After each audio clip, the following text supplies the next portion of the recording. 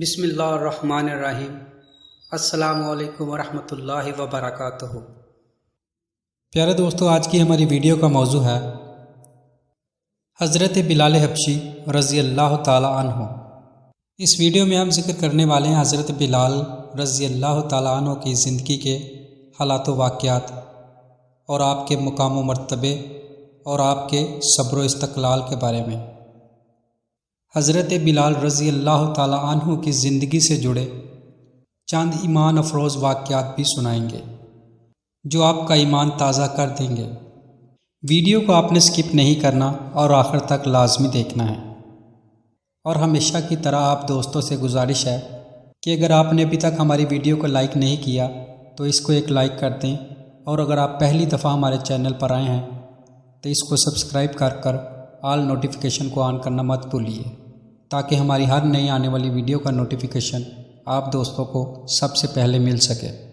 تو چلیے ویڈیو کا آغاز کرتے ہیں۔ پیارے دوستو، بلال بن رباح، جن کو بلال حبشی کے نام سے جانا جاتا ہے، رسول اللہ صلی اللہ علیہ وآلہ وسلم کے مشہور صحابی تھے۔ حبشی نسل کے غلام تھے۔ مشرکین مکہ نے حضرت بلال رضی اللہ تعالی عنہ کو اسلام لانے کی وجہ سے ان پر بہت ظلم ڈھائے۔ ان مظالم کے بارے میں سن کر انسان کی روح کانپ جاتی ہے۔ اس کے علاوہ آپ رضی اللہ تعالی عنہ کے اسلام لانے کا واقعہ بھی عجیب ہے۔ پیارے دوستو، یہی وہ بلال ہیں جن کے قدموں کی آواز سرور کونین صلی اللہ علیہ وآلہ وسلم نے جنت میں سنی، اور انہی کو نبی کریم صلی اللہ علیہ وآلہ وسلم کا مؤذن خاص ہونے کا شرف بھی حاصل ہے۔ تو آئیے حضرت بلال رضی اللہ تعالی عنہ کے اسلام قبول کرنے کے واقعے کے ساتھ آغاز کرتے ہیں۔ کہتے ہیں اعلان نبوت کے چند روز بعد نبی کریم صلی اللہ علیہ وآلہ وسلم ایک رات مکہ کی ایک گلی سے گزر رہے تھے کہ انہیں ایک گھر میں سے کسی کے رونے کی آواز آئی۔ آواز میں اتنا درد تھا کہ آپ صلی اللہ علیہ وآلہ وسلم بے اختیار اس گھر میں داخل ہو گئے۔ دیکھا تو ایک نوجوان جو کہ حبشہ کا معلوم ہوتا ہے چکی پیس رہا ہے اور زارو قطار رو رہا ہے۔ آپ صلی اللہ علیہ وآلہ وسلم نے اس سے رونے کی وجہ پوچھی تو اس نے بتایا، میں ایک غلام ہوں، سارا دن اپنے مالک کی بکریاں چراتا ہوں۔ شام کو تھک کر جب گھر آتا ہوں تو میرا مالک مجھے گندم کی ایک بوری پیسنے کے لیے دے دیتا ہے، اور اس کو پیسنے میں ساری رات لگ جاتی ہے۔ میں اپنی قسمت پر رو رہا ہوں کہ میری بھی کیا قسمت ہے، میں بھی تو ایک گوشت پوست کا انسان ہوں، میرا بھی جسم آرام مانگتا ہے، مجھے بھی نیند ستاتی ہے، لیکن میرے مالک کو مجھ پر ذرا بھی ترس نہیں آتا۔ کیا میرے مقدر میں ساری عمر اسی طرح رو رو کر زندگی گزارنا لکھا ہے؟ نبی کریم صلی اللہ علیہ وآلہ وسلم نے فرمایا کہ میں تمہارے مالک سے کہہ کر تمہاری مشقت تو کم نہیں کروا سکتا، کیونکہ وہ میری بات نہیں مانے گا۔ میں تمہاری تھوڑی مدد کر سکتا ہوں کہ تم سو جاؤ اور میں تمہاری جگہ پر چکی پیستا ہوں۔ وہ غلام بہت خوش ہوا اور شکریہ ادا کر کے سو گیا، اور آپ صلی اللہ علیہ وآلہ وسلم اس کی جگہ چکی پیستے رہے۔ جب گندم ختم ہو گئی تو آپ اسے جگائے بغیر واپس تشریف لے گئے۔ دوسرے دن پھر آپ وہاں تشریف لے گئے اور اس غلام کو سلا کر اس کی جگہ چکی پیستے رہے۔ تیسرے دن بھی یہی ماجرا ہوا کہ آپ اس غلام کی جگہ ساری رات چکی پیستے رہے، اور صبح کو خاموشی سے اپنے گھر تشریف لے گئے۔ چوتھی رات جب آپ وہاں گئے تو اس غلام نے کہا، اے اللہ کے بندے، آپ کون ہو اور میرا اتنا خیال کیوں کر رہے ہو؟ ہم غلاموں سے نہ کوئی ڈرتا ہے اور نہ کوئی فائدہ ہے، تو پھر آپ یہ سب کچھ کس لیے کر رہے ہو؟ آپ صلی اللہ علیہ وآلہ وسلم نے فرمایا کہ میں یہ سب انسانی ہمدردی کے تحت کر رہا ہوں، اس کے علاوہ مجھے تم سے کوئی غرض نہیں۔ تو اس غلام نے کہا، آپ کون ہیں؟ تو نبی کریم صلی اللہ علیہ وآلہ وسلم نے فرمایا، کیا تمہیں علم ہے کہ مکہ میں ایک شخص نے نبوت کا دعویٰ کیا ہے؟ اس غلام نے کہا، ہاں میں نے سنا ہے کہ ایک شخص جس کا نام محمد ہے اپنے آپ کو اللہ کا نبی کہتا ہے۔ آپ صلی اللہ علیہ وآلہ وسلم نے فرمایا کہ میں وہی محمد ہوں۔ یہ سن کر اس غلام نے کہا، اگر آپ وہی نبی ہیں تو مجھے اپنا کلمہ پڑھائیے، کیونکہ اتنا شفیق اور مہربان کوئی نبی ہی ہو سکتا ہے۔ جو غلاموں کا بھی اس قدر خیال رکھے۔ آپ صلی اللہ علیہ وآلہ وسلم نے انہیں کلمہ پڑھا کر مسلمان کر دیا۔ پیارے دوستو، پھر دنیا نے دیکھا کہ اس غلام نے تکلیفیں اور مشقتیں برداشت کی، لیکن دامن مصطفیٰ نہ چھوڑا۔ انہیں جان دینا تو گوارا تھا، لیکن اتنے شفیق اور مہربان نبی کا ساتھ چھوڑنا گوارا نہ تھا۔ نبی کریم صلی اللہ علیہ وآلہ وسلم کی ہمدردی اور محبت نے انہیں آپ صلی اللہ علیہ وآلہ وسلم کا بے لوث غلام بنا دیا تھا۔ پیارے دوستو، حضرت بلال رضی اللہ تعالیٰ عنہ نے اسلام تو قبول کر لیا تھا، لیکن اس کے بعد ان پر جو مظالم کے پہاڑ ڈھائے گئے، ان کا تذکرہ ہی انسان کو حیران و پریشان کر دیتا ہے کہ یہ مظالم آپ رضی اللہ تعالیٰ عنہ نے کیسے برداشت کیے۔ آئیے ان مظالم کا بھی تذکرہ کرتے ہیں۔ پیارے دوستو، یاد رہے حضرت بلال رضی اللہ تعالیٰ عنہ کا آقا امیہ بن خلف تھا، جو قریش کا سردار تھا اور جو اسلام کا سخت ترین دشمن تھا۔ جب حضرت بلال رضی اللہ تعالیٰ عنہ نے اسلام قبول کیا اور کلمہ توحید پڑھ لیا اور اس کا علم اس کے آقا امیہ بن خلف کو ہو گیا، تو آپ رضی اللہ تعالیٰ عنہ کو تپتی دوپہر میں وادی مکہ کے جلسہ دینے والے پتھروں پر لٹا دیتا اور ایک بھاری پتھر ان کے سینے پہ رکھ دیتا اور کہتا، تجھے اس طرح تڑپا تڑپا کر ہلاک کر دیا جائے گا۔ اپنی خیریت چاہتا ہے تو محمد کو چھوڑ دے اور لات و عزا کی عبادت پھر سے شروع کر دے۔ لیکن پیارے دوستو، وہ اس خوفناک تکلیف میں بھی احد احد ہی پکارتے رہتے تھے۔ بلازری نے حضرت عمر بن عاص رضی اللہ تعالیٰ عنہ کی روایت نقل کی ہے کہ وہ کہتے ہیں کہ میں ایک دفعہ بلال کے پاس سے گزرا تو انہیں اذیت دی جا رہی تھی۔ گرمی کی شدت کا یہ عالم تھا کہ اگر گوشت کا کوئی ٹکڑا ان تپتے ہوئے پتھروں پہ رکھ دیا جاتا تو وہ بھی بن جاتا، لیکن بلال رضی اللہ تعالیٰ عنہ مسلسل کہہ رہے تھے، میں لات اور عزا کو رب ماننے سے انکار کرتا ہوں۔ امیہ کو اور زیادہ غصہ آ رہا تھا اور وہ انہیں بڑھ چڑھ کر پیٹ رہا تھا۔ وہ ان کے پاس جاتا اور ان کے حلق پر تان کر مکہ مارتا، وہ بے ہوش ہو جاتے۔ جب ہوش آتا تو ان کے ہونٹوں سے احد احد ہی کا نعرہ بلند ہوتا تھا۔ پیارے دوستو، ذرا ان مظالم کا سوچیں کہ اسلام کی خاطر ان ہستیوں نے کیسے کیسے ظلم برداشت کیے۔ لیکن یاد رہے کہ یہ لوگ اللہ تعالیٰ کے منتخب کردہ لوگ ہیں، جن کو اللہ نے اپنے پیارے رسول صلی اللہ علیہ وآلہ وسلم کے صحابی ہونے کا شرف بخشا تھا۔ یہ ان لوگوں کا پختہ ایمان تھا، جس کے باعث انہوں نے ہر طرح کے مظالم تو برداشت کر لیے، لیکن اپنے ایمان اور یقین پر آنچ نہ آنے دی۔ ایک اور روایت ہے جو بلازری نے حضرت مجاہد رحمۃ اللہ علیہ سے نقل کی ہے کہ مشرکین حضرت بلال رضی اللہ تعالیٰ عنہ کی گردن میں رسی ڈال دیتے اور بچوں سے کہتے، اسے لے جاؤ اور مکہ کے پہاڑوں کے درمیان گھسیٹتے پھرو۔ بچے اسی طرح کرتے، مگر حضرت بلال رضی اللہ تعالیٰ عنہ احد احد پکارتے چلے جاتے تھے۔ حضرت بلال رضی اللہ تعالیٰ عنہ نے خود بیان فرمایا کہ مشرکین نے مجھے ایک دن رات مسلسل پیاسا رکھا، پھر انتہائی گرم دن میں گرم پتھروں پر لٹا کر اذیتیں دیتے رہے۔ پیارے دوستو، یہ روایت بتاتی ہے کہ مشرکین نے حضرت بلال رضی اللہ تعالیٰ عنہ پر ظلم و تشدد کے پہاڑ توڑنے میں کوئی کسر باقی نہ چھوڑی تھی۔ حضرت بلال رضی اللہ تعالیٰ عنہ پر ڈھائے جانے والے انہی مظالم کے حوالے سے ایک واقعہ آپ کے گوش گزار کرتے ہیں، جو ایک دردناک واقعہ ہے۔ پیارے دوستو، ابو جہل نے دعویٰ کیا کہ میں بلال کو ایسی سزا دوں گا کہ وہ مجبور ہو کر محمد کا کلمہ چھوڑ دے گا۔ تو امیہ بن خلف نے ابو جہل سے کہا، یہ تمہاری بھول ہے، یہ سزائیں تو اس کالے پہاڑ کے لیے لذت کا باعث بن چکی ہیں۔ میں نے کسی حبشی عورت کے بچے کو اس سے بڑھ کر صبر کرنے والا نہیں پایا۔ تو امیہ نے کہا، اس کے ساتھ کیا کرو گے؟ ابو جہل تکبرانہ لہجے میں بولا، آج شدید گرمی کا دن ہے، سورج کی اس تپش میں اسے لوہے کی زرہ پہناؤں گا، پھر مکہ کی پتھریلی زمین پر دھوپ میں سلاؤں گا۔ وہ یہ سزا برداشت نہیں کر سکے گا، آخر انسان ہے، کوئی پتھر تو نہیں کہ پگھل نہ سکے۔ اور ابو جہل اپنی شیطانی منصوبوں کو عمل میں لانے کے لیے اٹھ کھڑا ہوا۔ حضرت بلال رضی اللہ تعالیٰ عنہ کو باندھ کر لایا گیا، پھر انہیں ایک جگہ گرم ریت پر لٹا دیا گیا۔ حضرت بلال رضی اللہ تعالیٰ عنہ بیڑیوں میں بندھے ہوئے بے بسی سے گرم ریت پر تڑپتے رہے۔ چہچلاتی گرمی دھوپ کی گرم اور تیز شعائیں تیروں کی طرح جسم کو چھلنی کر رہی تھی۔ سورج انہیں ڈستا رہا، بہتا پسینہ ان کی آنکھوں میں پڑتا رہا۔ تکلیف کی کوئی حد نہیں تھی، لیکن اللہ کے دین کی محبت اور اس کے رسول صلی اللہ علیہ وآلہ وسلم کی بشارت کا کہ یہ دنیا تو ایک آزمائش ہے، ایک امتحان ہے۔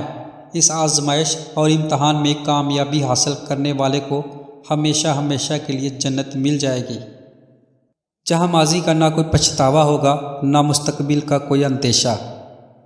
اور حضرت بلال رضی اللہ تعالیٰ عنہ اس جنت کو حاصل کرنے کے لیے صبر کی ہر انتہا کو پار کرنے کا تہیہ کیے بیٹھے تھے۔ ادھر امیہ اور ابو جہل کچھ دیر بعد واپس آئے۔ ان کا خیال تھا کہ بلال رضی اللہ تعالیٰ عنہ آج ضرور ان سے معافی مانگ کر اس عذاب سے چھٹکارا پانے کی بھیک مانگیں گے۔ ابو جہل اور اس کے ساتھی ایک پوری جماعت جو بلال رضی اللہ تعالیٰ عنہ کی زبان سے معافی کے الفاظ سننے کے لیے ان کے قریب آئے۔ جو ہی حضرت بلال رضی اللہ تعالیٰ عنہ کی نظریں ان پر پڑی، وہ تکلیف بھول گئے۔ خدا کے دشمنوں کو دیکھ کر ان کی قوت برداشت ایک مرتبہ پھر اپنی انتہا کو پہنچ گئی۔ اس دوران میں ابو جہل ان پر جھک کر بولا، اب سناؤ کیسے ہو؟ تو حضرت بلال رضی اللہ تعالیٰ عنہ نے کہا، عہد عہد۔ ابو جہل کو یوں معلوم ہوا کہ حضرت بلال رضی اللہ تعالیٰ عنہ نے ان کے چہرے پر مکہ کی تپتی ہوئی ریت پھینک دی ہے۔ اس کا رنگ بدل گیا، سینہ تنگ ہو گیا۔ ایک زوردار تماچا حضرت بلال رضی اللہ تعالیٰ عنہ کے منہ پہ دے مارا اور چیخا، اے کالی عورت کے بچے، تم ابھی تک اپنی سرکشی پر قائم ہو؟ یہ کہہ کر اس نے ارد گرد نظر دوڑائی۔ چند قدموں کے فاصلے پر ایک بڑی سی چٹان نظر آئی۔ اس کی آنکھوں میں پھر شیطانی چمک آئی۔ لوگوں کو مخاطب کر کے بولا، چلو یہ چٹان اس حقیر غلام کے سینے پہ رکھ دو۔ لوگوں نے مل کر باری بھرکم چٹان حضرت بلال رضی اللہ تعالیٰ عنہ کے سینے پہ رکھ دی۔ بوجھ سے حضرت بلال رضی اللہ تعالیٰ عنہ کا جسم اور بھی شدت سے دکھنے لگا، لیکن ان کے عزم اور حوصلے میں بھی اسی نسبت سے اضافہ ہوا۔ وہ دھیمی آواز میں احد احد کا توحیدی نغمہ گنگناتے لگے۔ درد حضرت بلال رضی اللہ تعالیٰ عنہ کے چہرے پر صاف نظر آ رہا تھا۔ پتھر کے بوجھ سے سانس بھی مشکل سے آ رہا تھا، آواز بھی صحیح طرح سے نہیں نکل رہی تھی۔ تھوڑی ہی دیر میں وہ کرہانے لگے۔ بے رحم امیہ اور ابو جہل اس منظر سے لطف اندوز ہونے لگے۔ وہ دیکھ رہے تھے کہ اب بلال رضی اللہ تعالیٰ عنہ عہد نہیں کہہ سکتے، بلکہ درد انگیز آوازیں نکال رہے ہیں۔ پھر انہوں نے دیکھا کہ یہ آوازیں بھی بند ہو گئی ہیں، اور کچھ لمحوں بعد ان کے ہونٹ کچھ کہنے کے لیے ہلے، مگر ان کے کانوں میں کوئی آواز نہ آئی۔ یہ منظر دیکھ کر ان کے کان کھڑے ہو گئے۔ سوچنے لگے کہ کہیں بلال کے ہونٹوں پر محمد صلی اللہ علیہ وآلہ وسلم اور اس کے دین سے بیزاری کے کلمات تو نہیں۔ اسی اشتیاق میں وہ فوراً قریب آئے اور کان لگا کر ان کے ہونٹوں سے نکلنے والے آواز سننے لگے۔ حضرت بلال رضی اللہ تعالیٰ عنہ انتہائی دھیمی اور آہستہ سی آواز میں کہہ رہے تھے، عہد عہد، یہ لوگ مجھے قتل بھی کر دیں گے تو میں اللہ کے ساتھ کسی کو شریک نہیں ٹھہراؤں گا۔ اے ابراہیم علیہ السلام کے رب، اے یونس علیہ السلام کے رب، اے موسیٰ اور عیسیٰ علیہ السلام کے رب، مجھے نجات دے اور پھر آزمائش میں نہ ڈال۔ حضرت بلال رضی اللہ تعالیٰ عنہ کے لب اللہ کے حضور دعا کر رہے تھے۔ دونوں کافروں کے لیے یہ منظر برداشت سے باہر تھا۔ وہ تو اس غلط فہمی میں تھے کہ بلال رضی اللہ تعالیٰ عنہ ان سے التجا کرے گا، مگر وہ اس خدائے واحد کو پکار رہے تھے جس کا نام لینے کے جرم میں وہ سینے پہ پہاڑ اٹھائے ہوئے تھے۔ پیارے دوستو، ابو جہل بھی امیہ کی اس بات کا قائل ہو چکا تھا کہ اس غلام کو قتل کر دینے کے علاوہ کوئی چارہ نہیں۔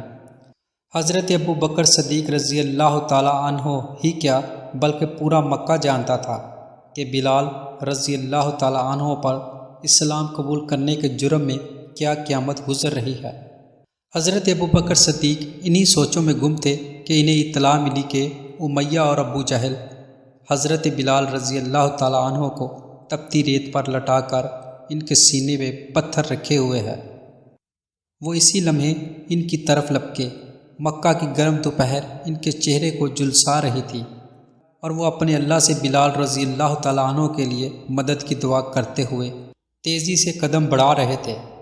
جلدی وہ اس جگہ پہنچ گئے جہاں حضرت بلال رضی اللہ تعالیٰ عنہ کو لٹکایا گیا تھا، اور کافر ایک چٹان کے سائے تلے بیٹھ کر ان کی بے بسی کا تماشا دیکھ رہے تھے۔ یہ منظر دیکھ کر انہیں بنو امیہ اور اس کے ساتھیوں پر شدید غصہ آیا۔ وہ یہ بھی جانتے تھے کہ یہ ظلم اکیلے بلال رضی اللہ تعالیٰ عنہ پر نہیں ہو رہا، بلکہ ہر کمزور مسلمان پر زمین تنگ ہو رہی ہے، اور تو اور کفار تو اچھے خاصے اثر و رسوخ والے مسلمانوں پر بھی قیامت ڈال رہے ہیں۔ مگر حضرت ابو بکر صدیق رضی اللہ تعالیٰ عنہ یہ سب کچھ بلا کر امیہ کی طرف بڑھے اور غصے سے بولے، امیہ تم کب تک اس بے قصور غلام کو اذیت دیتے رہو گے؟ وہ چیخ کر بولا، تمہارا اس سے کیا واسطہ؟ بلال میرا غلام ہے، میں جو چاہوں گا اس سے سلوک کروں گا۔ حضرت ابو بکر صدیق رضی اللہ تعالیٰ عنہ نے تعصب سے بڑی آواز میں کہا، کیا اس بیچارے کے بارے میں تم اللہ سے نہیں ڈرتے؟ تو امیہ نے کہا، بس رہنے دو، اپنی یہ نصیحتیں تمہاری ہی وجہ سے یہ اس حال کو پہنچا ہے، تم ہی نے اسے بگاڑا ہے۔ آپ نے کہا، ہرگز نہیں، اللہ کی قسم میں نے تو اسے سیدھے راستے کا پتہ بتایا تھا۔ اچھا خیر جو بھی ہو، اب تم اپنا راستہ لو۔ حضرت ابو بکر صدیق رضی اللہ تعالیٰ عنہ نے فرمایا، نہیں، میں یہاں سے اس وقت تک نہیں جاؤں گا جب تک تم اسے چھوڑ نہیں دیتے۔ ہم تو اسے چھوڑنے والے نہیں ہیں، یا یہ مر جائے یا اپنے دین میں واپس آ جائے۔ تو پھر جان لو، امیہ یہ روشنی دیکھنے اور ہدایت پانے کے بعد تاریخی اور جہالت کی طرف نہیں پلٹے گا، یہ مر جائے گا اور تمہیں ایک غلام کی قیمت جتنا نقصان ہو جائے گا۔ حضرت ابو بکر صدیق رضی اللہ تعالیٰ عنہ نے اس کی دکھتی رگ یعنی مال پر ہاتھ رکھ دیا، لیکن میں یہ کیسے گوارا کر لوں کہ یہ میرا کھائے، میرا پہنے اور میرے ہی خداؤں کو برا بلا کہے اور ان کا انکار کرے؟ تو پھر ایسا کرو، اسے میرے ہاتھ فروخت کر دو۔ آپ خریدیں گے اسے؟ وہ بے یقینی سے بولا، ہاں خریدوں گا۔ کیا قیمت ادا کرو گے؟ جتنی تم چاہو گے۔ 5 اوقیہ سونا۔ امیہ نے اپنی طرف سے کئی گنا زیادہ قیمت مانگی تاکہ ابو بکر صدیق رضی اللہ تعالیٰ عنہ مایوس ہو کر چلے جائیں، مگر ابو بکر صدیق رضی اللہ تعالیٰ عنہ نے کہا، مجھے منظور ہے، یہ رقم بیانے کے طور پر لو اور اس غلام کو چھوڑ دو۔ امیہ نے بے یقینی سے ابو بکر صدیق رضی اللہ تعالیٰ عنہ کی طرف دیکھا اور حیرت سے یہ کہے بغیر نہ رہ سکا، اے ابو بکر، تم بلا شبہ ہمارے ہاں کے معزز شخص ہو، خدا کی قسم تم ایک اوقیہ بھی کہہ دیتے تو میں لے لیتا۔ حضرت ابو بکر صدیق رضی اللہ تعالیٰ عنہ نے کہا، خدا کی قسم اگر تم بلال کے لیے 100 اوقیے سے زیادہ بھی مانگتے تو میں وہ بھی ادا کر دیتا اور بلال کو آزاد کروا لیتا۔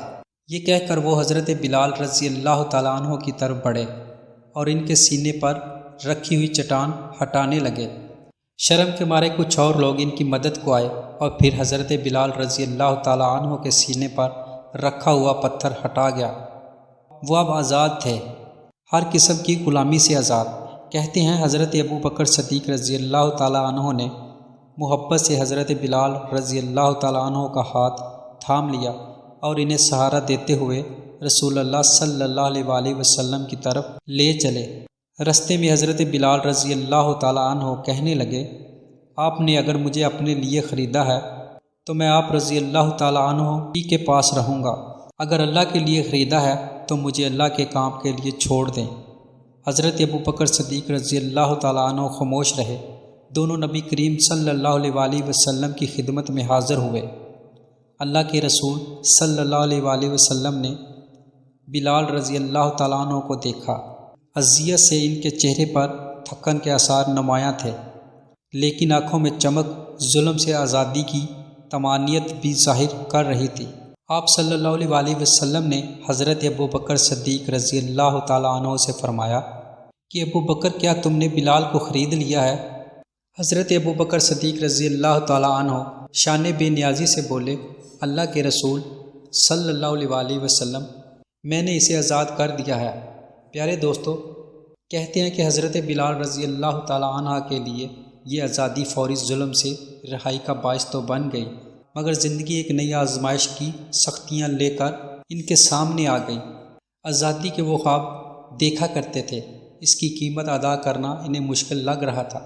دراصل بلال رضی اللہ تعالیٰ عنہ کے پاس کوئی سرمایہ نہیں تھا جس سے وہ کوئی کاروبار کرتے، کوئی گھر نہیں تھا جس میں وہ سر چھپا لیتے، کوئی رشتہ دار نہیں تھا جس کا وہ سہارا لیتے۔ امیہ ایسے ہی نہیں کہتا تھا کہ جو لباس، جو رہائش اور جو طرح طرح کے کھانے اس سے میسر ہیں وہ تب نہیں ہوں گے تو پھر تمہیں اہمیت کا اندازہ ہوگا۔ البتہ اس موقع پر پھر مسلمانوں اور حضور صلی اللہ علیہ وسلم کا دامن شفقت بلال رضی اللہ تعالیٰ عنہ کی مدد کو آیا اور ان کے کھانے پینے، پہننے اور رہنے کا انتظام ہو گیا۔ یہ انتظام اگرچہ بلال رضی اللہ تعالیٰ عنہ کے لیے کسی عظیم نعمت سے کم نہیں تھا، لیکن بہت جلد قریش مکہ کے عدم تعاون کے باعث مسلمانوں کی حالت پتلی ہو گئی۔ نوبت فاقوں پر آ گئی، خاص طور پر جب قریش نے رسول خدا صلی اللہ علیہ وسلم کے خاندان کا بائیکاٹ کیا اور انہیں شب ابی طالب میں میسر کر دیا تو یہ لوگ زندہ رہنے کے لیے کچھ کھانے کو بھی ترس جاتے تھے۔ بڑی مشکل سے جان اور جسم کا رشتہ قائم رکھا گیا۔ آخر رسول اللہ صلی اللہ علیہ وسلم اور حضرت خدیجہ رضی اللہ تعالیٰ عنہ کے کچھ قریشی رشتہ داروں کی مداخلت سے یہ بائیکاٹ ختم ہوا اور رسول اللہ صلی اللہ علیہ وسلم کے خاندان کو کچھ آسانی ہوئی۔ یاد رہے کہ حضرت بلال رضی اللہ تعالیٰ عنہ نے بھی یہ ساری تکلیفیں برداشت کی۔ جب کفار کا ظلم اور بڑھا تو مسلمانوں کا ایک گروہ حبشہ کی طرف ہجرت کر گیا۔ یہ ہجرت اللہ تعالیٰ کے رسول صلی اللہ علیہ وسلم کی اجازت سے ہوئی، لیکن بلال رضی اللہ تعالیٰ عنہ اس ہجرت میں شامل نہ ہو سکے۔ ظاہر ہے ان کے پاس اس کے وسائل بھی نہیں تھے۔ حضرت بلال رضی اللہ تعالیٰ عنہ دوسرے مسلمانوں کے ہمراہ کفار کے طعنے، گالیاں، بدتمیزیاں اور ظلم برداشت کر رہے تھے، لیکن وہ اس پہلو سے خاموش تھے کہ ظالم کی یہ آندھی ان دنوں سے تو بلا شبہ کم ہی تھی جس کا سامنا انہیں غلامی کے دور میں تھا۔ اس دوران قرآن پاک کے ذریعے سے اللہ تعالیٰ کی طرف سے مسلمانوں کو یہ تسلی اور بشارت دی جاتی کہ بہت جلد ان کی آزمائش ختم ہونے والی ہے اور کفار کی سرکشی اپنے منطقی انجام کو پہنچنے والی ہے۔ اسی طرح ظلم کے 13 سال ایک ایک کر کے بیت گئے۔ مسلمانوں پر اگرچہ ان برسوں کا ہر لمحہ ایک ایک صدی پر باری تھا، مگر اللہ کے بخشے ہوئے صبر اور ایمان کی طاقت نے انہیں اس آزمائش میں سرخرو کر دیا۔ پیارے دوستو، یہ تھی حضرت بلال رضی اللہ تعالیٰ عنہ کی دکھ بری داستاں کہ کیسے غلامی کے دور میں ان پر مظالم ڈھائے گئے اور آزاد ہونے کے بعد کہ مکی دور میں بھی آپ رضی اللہ تعالیٰ عنہ کی زندگی کسی آزمائش سے کم نہ تھی۔ پیارے دوستو، یہاں تک تو تذکرہ تھا حضرت بلال رضی اللہ تعالیٰ عنہ کے اسلام لانے کا، اور اسلام لانے کے بعد کے حالات کی اب بات کرتے ہیں۔ آپ رضی اللہ تعالیٰ عنہ کی اس سعادت کا جو آپ کو اسلام کا پہلا مؤذن ہونے کی صورت میں حاصل ہوئی، دوستو دنیا کے گوشے گوشے میں ہر روز 5 مرتبہ اذان کی آواز بلند ہوتی ہے، جو 1400 سال سے اسی تسلسل کے ساتھ بلند ہو رہی ہے۔ آج بھی اس آواز کے الفاظ وہ کلمات وہی ہیں اور ان میں ذرا بھی فرق نہیں آیا۔ ان کلمات کو روح زمین پر سب سے پہلے بلند کرنے کی سعادت جس کے حصے میں آئی، وہ نہ تو کوئی بااثر شخص تھا اور نہ ہی دولت مند اور نہ ہی بہت خوبصورت کہ جس کے حسن کی وجہ سے لوگ اس کی طرف متوجہ ہوتے، بلکہ ایک حبشی غلام تھا جس کا رنگ سیاہ، آنکھیں سرخ اور ہونٹ موٹے تھے، لیکن اس کا دل بے حد حسین تھا۔ سیاہ رنگت رکھنے والا یہ غلام جسے اللہ تعالیٰ نے عزت و عظمت کی اعلیٰ بلندیوں پر فائز کیا، حضرت بلال رضی اللہ تعالیٰ عنہ ہی ہیں۔ آپ رضی اللہ تعالیٰ عنہ کو دنیا کا پہلا مؤذن ہونے کا اعزاز حاصل ہوا۔ پیارے دوستو، آئیے اب ہم آپ کو اذان کی ابتدا کا واقعہ بھی سناتے ہیں کہ اذان کی ابتدا کیسے ہوئی۔ اذان کی ابتدا کا یہ واقعہ ایک ایمان افروز اور دلچسپ واقعہ ہے۔ روایات میں آتا ہے کہ مسجد نبوی صلی اللہ علیہ وسلم کی تعمیر اور مواخات سے فارغ ہونے کے بعد یہ مسئلہ سامنے آیا کہ نماز کے لیے لوگوں کو کیسے بلایا کریں۔ لہٰذا آپ صلی اللہ علیہ وسلم نے اپنے صحابہ کرام رضوان اللہ اجمعین سے مشورہ کیا۔ اس سلسلے میں ایک مشورہ یہ دیا گیا کہ نماز کا وقت ہونے پر ایک جھنڈا لہرا دیا جائے کہ لوگ اس کو دیکھیں تو سمجھ جائیں کہ نماز کا وقت ہو گیا ہے اور ایک دوسرے کو بتا دیا کریں۔ لیکن حضور اکرم صلی اللہ علیہ وسلم نے اس تجویز کو پسند نہ فرمایا۔ پھر کسی نے کہا کہ بغل بجا دیا جائے۔ حضور اکرم صلی اللہ علیہ وسلم نے اس کو بھی ناپسند فرمایا کیونکہ یہ طریقہ یہودیوں کا تھا۔ اب کسی نے کہا کہ ناقوس بجا کر اعلان کر دیا جائے۔ آپ صلی اللہ علیہ وسلم نے اس کو بھی پسند نہ فرمایا، اس لیے کہ یہ عیسائیوں کا طریقہ تھا۔ کچھ لوگوں نے مشورہ دیا کہ آگ جلا دی جایا کرے۔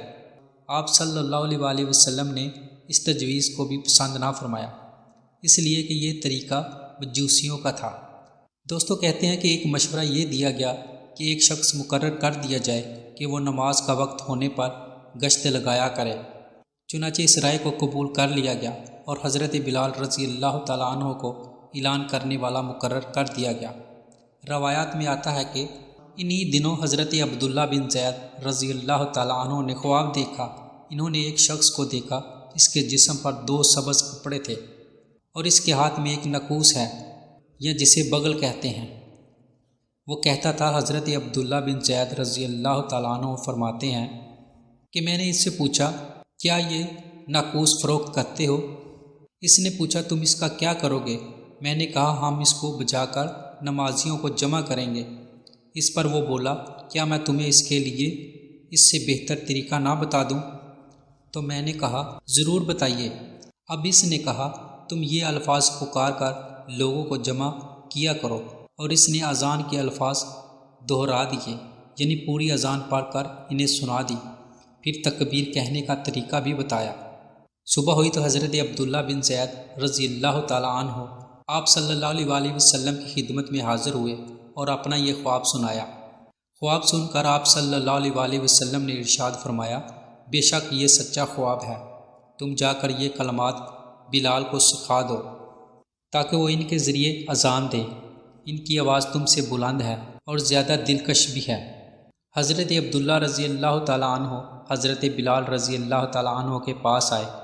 انہوں نے کلمات سیکھنے پر صبح کی اذان دی۔ اس طرح سب سے پہلے اذان فجر کی نماز کے لیے دی گئی۔ دوستو روایات میں آتا ہے کہ جو ہی حضرت بلال رضی اللہ تعالیٰ عنہ کی اذان گونجی اور حضرت عمر رضی اللہ تعالیٰ عنہ کے کانوں میں یہ الفاظ پڑے، وہ جلدی سے چادر سنبھالتے ہوئے اور تیز تیز چلتے ہوئے مسجد نبوی میں پہنچے۔ مسجد میں پہنچ کر انہیں حضرت عبداللہ بن زید رضی اللہ تعالیٰ عنہ کے خواب کے بارے میں معلوم ہوا تو انہوں نے عرض کیا، اے اللہ کے رسول، اس ذات کی قسم جس نے آپ کو حق دے کر بھیجا ہے، میں نے بھی بالکل یہی خواب دیکھا ہے۔ حضرت عمر رضی اللہ تعالیٰ عنہ کی زبانی خواب کی تصدیق سن کر آپ صلی اللہ علیہ وسلم نے ارشاد فرمایا، اللہ کا شکر ہے۔ اس کے بعد 5 وقت کی نمازوں کے لیے حضرت بلال رضی اللہ تعالیٰ عنہ اذان دینے لگے۔ ان 5 نمازوں کے علاوہ کسی موقع پر لوگوں کو جمع کرنا ہوتا، مثلا سورج گرہن اور چاند گرہن ہو جاتا یا بارش طلب کرنے کے لیے نماز پڑھنا ہوتی، تو وہ صلوات جمع کہہ کر اعلان کرتے تھے۔ دوستو یاد رہے کہ نبی کریم صلی اللہ علیہ وسلم کے زمانے تک حضرت بلال رضی اللہ تعالیٰ عنہ مؤذن رہے۔ ان کی غیر موجودگی میں حضرت عبداللہ بن مکتوم رضی اللہ تعالیٰ عنہ اذان دیتے تھے۔ پیارے دوستو یہ تھا تذکرہ اذان کی ابتدا کا۔ روایات میں آتا ہے کہ بعض یہودیوں نے تانا دیا کہ حضرت محمد صلی اللہ علیہ وسلم نے مؤذن ایسا رکھا ہے جسے شین اور سین کی تمیز نہیں، تو حضور صلی اللہ علیہ وسلم نے حضرت بلال رضی اللہ تعالیٰ عنہ کو اذان دینے سے منع کر دیا، اور جب بلال رضی اللہ تعالیٰ عنہ نے اذان نہ دی تو اس روز صبح ہی نہیں ہوئی۔ پھر صحابی نے بارگاہ نبوی صلی اللہ علیہ وسلم میں حاضر ہو کر رات کے حوالے سے عرض کیا تو جبریل علیہ السلام حاضر ہوئے اور فرمایا، جب تک حضرت بلال رضی اللہ تعالی عنہ اذان نہیں دیں گے صبح نہیں ہوگی۔ تو پھر حضرت بلال رضی اللہ تعالی عنہ نے اذان دی تو صبح ہوئی۔ اور یہ بھی بیان کیا جاتا ہے کہ آپ صلی اللہ علیہ وسلم نے فرمایا، بلال کا سین بھی اللہ تعالیٰ کے نزدیک شین ہے۔ دوستو یاد رہے کہ یہ واقعہ مستند کتب احادیث میں موجود نہیں ہے، اور اس ضامن میں جو حدیث بیان کی جاتی ہے وہ محدثین کے نزدیک بھی من گڑت اور بے اصل ہے۔ اس لیے چاہیے کہ ایسے واقعات اگر کوئی بیان کرے تو اس کو بتا دیا جائے کہ یہ واقعات درست نہیں ہے۔ حالانکہ اس واقعے کو آپ نے شاعری اور قوالی میں بھی سنا ہوگا۔ قوالوں نے یہ قصہ اپنے سے گھڑ لیا ہے کہ وہ قوالی میں یوں کہتے ہیں کہ بلال نے جب تک اذان فجر نہ دی قدرت خدا کی دیکھیے نہ مطلق سحر ہوئی۔ یاد رہے کہ اکثر قوال من گڑت واقعات پر گائی جاتی ہیں، اور یہ لوگ جن طبقات میں شرکیہ عقائد کو پھیلاتے ہیں ایسی قوالیاں سننے سے بھی اجتناب کرنا چاہیے۔ آپ کو بتاتے چلے کہ جس واقعے سے ان لوگوں نے یہ واقعہ گڑھ لیا ہے وہ اصل واقعہ اس طرح سے ہے، جو کہ صحیح بخاری کی روایت میں بیان ہوا ہے۔ روایت یہ ہے کہ حضرت عبداللہ بن ابی قتادہ رضی اللہ تعالیٰ عنہ نے اپنے باپ سے کہا، ہم خیبر سے لوٹ کر نبی کریم صلی اللہ علیہ وسلم کے ساتھ رات میں سفر کر رہے تھے۔ کسی نے کہا، یا رسول اللہ صلی اللہ علیہ وسلم، آپ اب پڑاؤ ڈال دیتے تو بہتر ہوتا۔ آپ صلی اللہ علیہ وسلم نے فرمایا کہ مجھے ڈر ہے کہیں نماز کے وقت بھی تم سوتے نہ رہ جاؤ۔ اس پر بلال رضی اللہ تعالیٰ عنہ بولے کہ میں آپ سب لوگوں کو جگا دوں گا۔ چنانچہ سب لوگ لیٹ گئے، اور بلال رضی اللہ تعالیٰ عنہ نے بھی اپنی پیٹھ کجاوے سے لگا لی اور ان کی بھی آنکھ لگ گئی۔ اور جب نبی کریم صلی اللہ علیہ وسلم بیدار ہوئے تو سورج کے اوپر کا حصہ نکل چکا تھا۔ آپ صلی اللہ علیہ وسلم نے فرمایا، بلال تو نے کہا تھا۔ وہ بولے، آج جیسی نیند مجھے کبھی نہیں آئی۔ پھر رسول اللہ صلی اللہ علیہ وسلم نے فرمایا کہ اللہ تعالیٰ تمہاری ارواح کو جب چاہتا ہے قبض کر لیتا ہے، اور جس وقت چاہتا ہے واپس کر دیتا ہے۔ اے بلال اٹھ اور اذان دے۔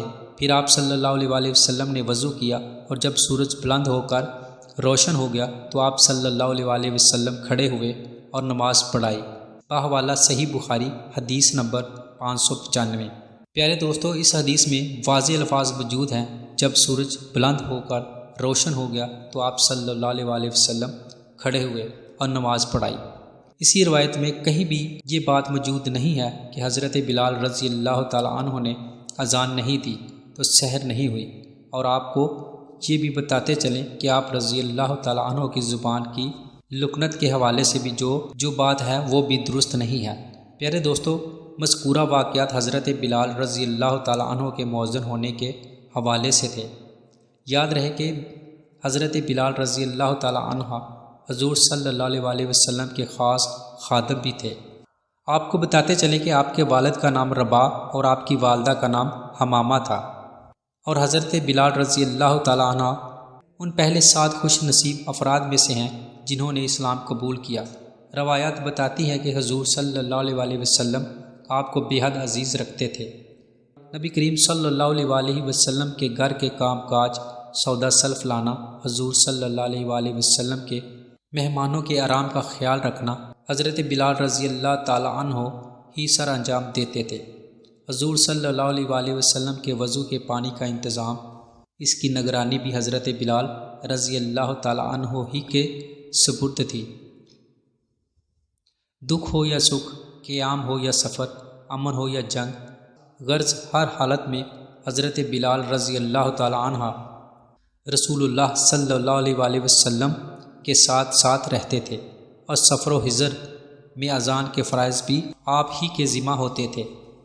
روایات میں آتا ہے کہ پیارے نبی صلی اللہ علیہ وسلم نے جب اس دنیا سے پردہ فرمایا، صحابہ کرام رضوان اللہ اجمعین میں کوہرام برپا تھا۔ عاشقان رسول صلی اللہ علیہ وسلم غم مصطفیٰ صلی اللہ علیہ وسلم سے نڈال تھے۔ مرد اور عورتیں زاروں قطار رو رہے تھے۔ انہی میں حضرت بلال حبشی رضی اللہ تعالیٰ عنہ بھی تھے، جو مدینہ کی گلیوں میں دیوانہ وار پھرتے تھے اور لوگوں سے پوچھتے تھے کہ بھائیو تم نے رسول اللہ صلی اللہ علیہ وسلم کو دیکھا ہے، مجھے آقا صلی اللہ علیہ وسلم کا دیدار کرا دو۔ حضور اکرم صلی اللہ علیہ وسلم کے وصال کے بعد حضرت بلال رضی اللہ تعالیٰ عنہ مدینہ منورہ میں نہ رہ سکے۔ کیسے رہتے؟ مسجد نبوی کا ہر گوشہ، حجروں کا ایک ایک دروازہ انہیں اپنے آقا صلی اللہ علیہ وسلم کی یاد دلاتا تھا۔ آپ حضور صلی اللہ علیہ وسلم کی جدائی کے غم کی تاب نہ لا سکے اور آخرکار مدینہ منورہ سے ہجرت کر کے ملک شام کے شہر حلب چلے گئے۔ تقریباً 1 سال بعد حضرت بلال رضی اللہ تعالیٰ عنہ نے خواب میں حضور نبی کریم صلی اللہ علیہ وسلم کا دیدار کیا۔ آپ صلی اللہ علیہ وسلم فرما رہے ہیں، اے بلال، تم نے ہم سے ملنا کیوں چھوڑ دیا؟ کیا تمہارا دل ہم سے ملنے کو نہیں چاہتا؟ حضرت بلال رضی اللہ تعالیٰ عنہ کی آنکھ کھل گئی، اس طرح بڑھ گیا، لبیک یا سیدی صلی اللہ علیہ وسلم، اے آقا صلی اللہ علیہ وسلم، غلام حاضر ہے، کہتے ہوئے اٹھے اور راتوں رات مدینہ منورہ کی طرف چل پڑے۔ حضرت بلال رضی اللہ تعالیٰ عنہ دن رات سفر کرتے ہوئے جب مدینہ منورہ کی پرکیف اور نورانی فضاؤں میں داخل ہوئے، دل کی دنیا زیر و زبر ہو رہی تھی۔ بے قراری کے عالم میں سیدھے مسجد نبوی صلی اللہ علیہ وسلم پہنچے اور روضہ انور پر حاضر ہوئے اور روتے ہوئے عرض کیا، یا رسول اللہ صلی اللہ علیہ وسلم، غلام کو حلب سے بلایا اور خود پردے میں چھپ گئے ہیں۔ روتے روتے حضرت بلال رضی اللہ تعالیٰ عنہ شدت غم سے بے ہوش ہو گئے اور قبر انور کے قریب گر گئے۔ مدینہ منورہ میں حضرت بلال رضی اللہ تعالیٰ عنہ کی آمد کا شہرہ ہو چکا تھا۔ ہر طرف شور تھا کہ بلال رضی اللہ تعالیٰ عنہ حضور صلی اللہ علیہ وسلم کی خدمت میں حاضر ہوئے ہیں۔ حضرت بلال رضی اللہ تعالیٰ عنہ کو جب ہوش آیا تو دیکھا ہر طرف لوگوں کا ہجوم ہے۔ آپ رضی اللہ تعالیٰ عنہ کے ہوش میں آنے کے بعد لوگوں کی منت سماجت شروع ہو گئی۔ لوگ التجائیں کرنے لگے، اے بلال، ایک دفعہ پھر وہی درد بھری اذان سنا دو جو حضور نبی کریم صلی اللہ علیہ وسلم کو سناتے تھے۔ حضرت بلال رضی اللہ تعالیٰ عنہ نے ہاتھ جوڑ کر سب سے معذرت کی، بھائیو یہ میری طاقت سے باہر ہے، کیونکہ جب میں پیارے آقا حضور صلی اللہ علیہ وسلم کی حیات میں اذان دیا کرتا تھا اور اشہد ان محمدن رسول اللہ کہا کرتا تھا تو پیارے آقا صلی اللہ علیہ وسلم میری آنکھوں کے سامنے ہوتے تھے۔ آقا صلی اللہ علیہ وسلم تو اب پردے میں چھپ گئے۔ آپ بتاؤ کہ اذان میں آقا صلی اللہ علیہ وسلم کا دیدار کیوں کر ہوگا؟ مہربانی فرما کر مجھے اس خدمت سے معاف کر دو، مجھ میں برداشت کی قوت نہیں۔ لوگوں نے بہت اصرار کیا مگر حضرت بلال رضی اللہ تعالیٰ عنہ اذان کے لیے راضی نہیں ہوئے۔ صحابہ کرام میں سے کچھ صحابہ نے رائے دی اور فرمایا کہ کسی طرح حضرت حسن رضی اللہ تعالیٰ عنہ اور حسین رضی اللہ تعالیٰ عنہ کو بلا لاؤ، اگر یہ حضرت بلال رضی اللہ تعالیٰ عنہ سے اذان کی فرمائش کریں گے تو بلال رضی اللہ تعالیٰ عنہ ضرور مان جائیں گے، کیونکہ حضرت بلال رضی اللہ تعالیٰ عنہ کو حضور صلی اللہ علیہ وسلم کے گھر والوں سے بے حد محبت ہے۔ چنانچہ ایک صحابی گئے اور حضرت حسن اور حسین رضی اللہ تعالیٰ عنہ کو بلا لائے۔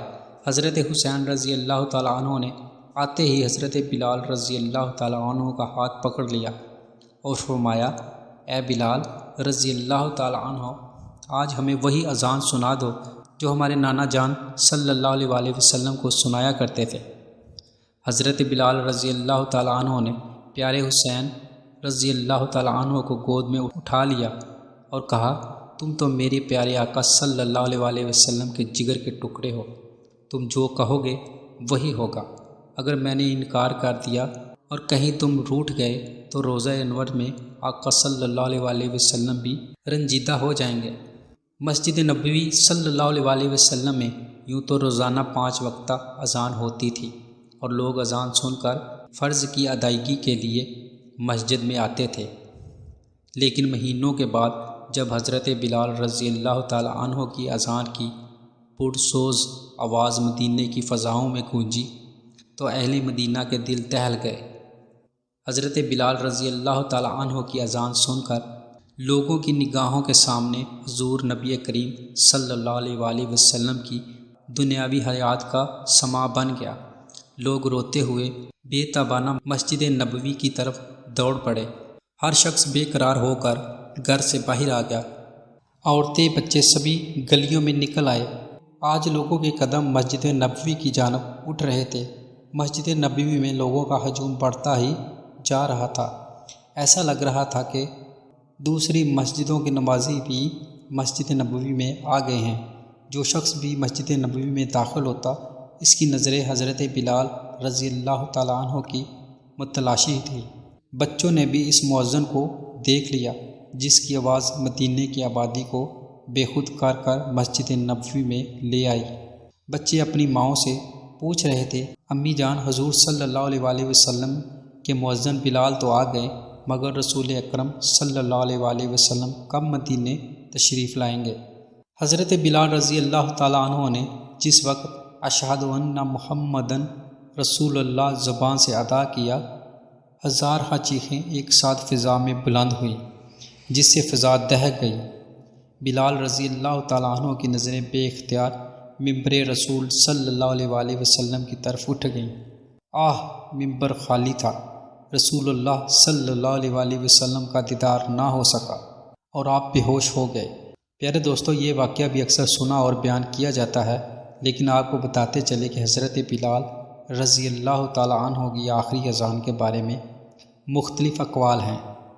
بعض نے کہا کہ آپ رضی اللہ تعالیٰ عنہ نے آخری اذان حضرت ابوبکر صدیق رضی اللہ تعالیٰ عنہ کے دور میں دی، اور بعض نے کہا کہ حضرت عمر رضی اللہ تعالیٰ عنہ کے دور میں آپ نے آخری اذان دی، جبکہ بعض اس کے قائل ہیں حضرت بلال رضی اللہ تعالیٰ عنہ نے آپ صلی اللہ علیہ وسلم کے وصال کے بعد اذان نہیں دی۔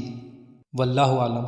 البتہ اس واقعے کے بارے میں آپ کو بتاتے چلیں کہ اس قصے کو حافظ ذہینی، ابن عبد الحاتی، مزی ابن کثیر، ابن حجر اسقلانی وغیرہ نے منکر وحی بلکہ موضوع قرار دیا ہے، کیونکہ سند میں کئی روایات مجاہل ہیں جن کا عطا پتہ معلوم نہیں۔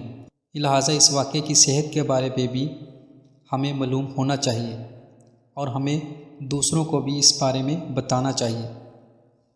پیارے دوستو، روایات بتاتی ہیں کہ اس واقعے کے کچھ عرصے بعد حضرت بلال رضی اللہ تعالیٰ عنہ اپنے پیارے آقا صلی اللہ علیہ وسلم کے شہر سے رخصت ہوئے اور واپس شام چلے گئے، جہاں 20 ہجری 641 عیسوی کو آپ رضی اللہ تعالیٰ عنہ نے اپنا سفر حیات مکمل کر لیا۔ آپ رضی اللہ تعالیٰ عنہ کو دمشق میں باب الصغیر کے قریب دفن کیا گیا۔ دوستو، یاد رہے کہ حضرت بلال رضی اللہ تعالیٰ عنہ کے حوالے سے بعض واقعات درست بھی ہیں، لیکن ان میں کچھ واقعات مستند نہیں ہیں، کیونکہ ان کے راوی یا تو قابل اعتبار نہیں یا کاذب ہیں، یا ان کا عطا پتہ نہیں۔ جو واقعات درست ہیں، پیارے دوستو، اب ہم بات کرتے ہیں حضرت بلال رضی اللہ تعالیٰ عنہ کا جنت میں چپلوں کی چاپ کے حوالے سے واقعہ، جو کہ صحیح روایت میں یوں بیان ہوا ہے۔ حضرت ابو ہریرہ رضی اللہ تعالیٰ عنہ روایت کرتے ہیں کہ رسول اللہ صلی اللہ علیہ وسلم نے ایک دن فجر کی نماز کے بعد بلال رضی اللہ تعالیٰ عنہ سے پوچھا، تمہیں اپنے جس اسلامی عمل سے سب سے زیادہ امید خیر و ثواب ہو وہ مجھے بتاؤ، کیونکہ میں نے تمہاری چپلوں کی چاپ جنت میں اپنے آگے آگے سنی ہے۔ مطلب یہ ہے کہ رات میں نے خواب میں دیکھا کہ میں جنت میں چل رہا ہوں اور آگے آگے تمہارے قدموں کی آہٹ سن رہا ہوں، تو میں دریافت کرنا چاہتا ہوں کہ یہ تمہارے کس عمل کی برکت ہے، لہٰذا تم مجھے اپنا وہ عمل بتاؤ جس سے تمہیں سب سے زیادہ ثواب اور رحمت کی امید ہو۔ حضرت بلال رضی اللہ تعالیٰ عنہ نے عرض کیا کہ مجھے اپنے اعمال میں سب سے زیادہ امید اپنے اس عمل سے ہے۔ میں نے جب بھی وضو کیا تو اس وضو سے میں نے نماز ضرور پڑھی ہے، جتنی نماز کی بھی مجھے اللہ تعالیٰ کی طرف سے اس وقت توفیق ملی۔ باہوالا صحیح بخاری و صحیح مسلم۔ اس حدیث کی شرح میں حضرت بلال رضی اللہ تعالیٰ عنہ نے فرمایا کہ میں نے دن رات کسی بھی گھڑی بھی وضو یا غسل کیا تو اس قدر نماز پڑھ لی جو میرے مقدر میں تھی۔ اس کی وضاحت کرتے ہوئے مفتی صاحب رحمۃ اللہ علیہ فرماتے ہیں، یعنی دن رات میں جب بھی میں نے وضو کیا یا غسل کیا تو 2 نفل تحیۃ الوضو پڑھ لیے، مگر یہ بات یاد رکھنے کی ہے کہ یہاں اوقات غیر مکروہ میں پڑھنا مراد ہے، اور فرمایا کہ حضور صلی اللہ علیہ وسلم کا حضرت بلال رضی اللہ تعالی عنہ سے یہ پوچھنا اس لیے تھا تاکہ آپ یہ جواب دیں اور امت اس پر عمل کرے۔ آپ کو بتاتے چلیں کہ یہ واقعہ صحیح روایت میں موجود ہے، اس لیے اس کے بیان کرنے میں کوئی حرج نہیں۔ البتہ آپ کی توجہ ایک اور واقعے کی جانب مبذول کرواتے چلیں، جو کہ حضور صلی اللہ علیہ وسلم کے اونٹ کی نکیل پکڑ کر حضرت بلال رضی اللہ تعالیٰ عنہ کے جنت میں سب سے پہلے داخل ہونے کے حوالے سے ہے۔ واقعہ کچھ یوں بیان کیا جاتا ہے کہ حضور صلی اللہ علیہ وسلم نے فرمایا کہ اے بلال، تم جنت میں سب سے پہلے جاؤ گے۔ تو حضرت بلال رضی اللہ تعالیٰ عنہ نے کہا، یا رسول اللہ صلی اللہ علیہ وسلم، آپ سے بھی پہلے؟ فرمایا ہاں۔ حضرت بلال رضی اللہ تعالیٰ عنہ نے کہا، کیوں؟ سارے پیغمبروں کے آگے آگے آپ ہوں گے، سارے ولیوں کے سردار آپ ہوں گے۔ سرکار نے فرمایا، تم میرے اونٹ کی نکیل پکڑ کر چلتے رہو گے، میں تمہیں دیکھتا رہوں گا اور تم مجھے دیکھتے رہو گے، جنت کا راستہ طے ہوتا رہے گا۔ پیارے دوستو، آپ کو بتاتے چلے کہ فتاوی شرح بخاری میں اس واقعے کا بھی فرضی بتایا گیا ہے، اور یہ واقعہ بھی صحیح روایات میں موجود نہیں ہے۔ دوستو، یہ تھی ہماری آج کی ویڈیو۔ جانے سے پہلے ویڈیو کو شیئر ضرور کیجیے گا، اور ہم امید کرتے ہیں کہ آپ کو ہماری آج کی یہ ویڈیو پسند آئی ہوگی۔ اگر پسند آئی ہے تو ویڈیو کو لائک کیجیے، اور اگر ابھی تک آپ نے ہمارے چینل کو سبسکرائب نہیں کیا تو اس کو سبسکرائب کر آل نوٹیفیکیشن کو آن کرنا مت بھولیے۔ تو ملتے ہیں ایک نئی تحقیقی اور تاریخی ویڈیو میں، تب تک کے لیے السلام علیکم ورحمۃ اللہ۔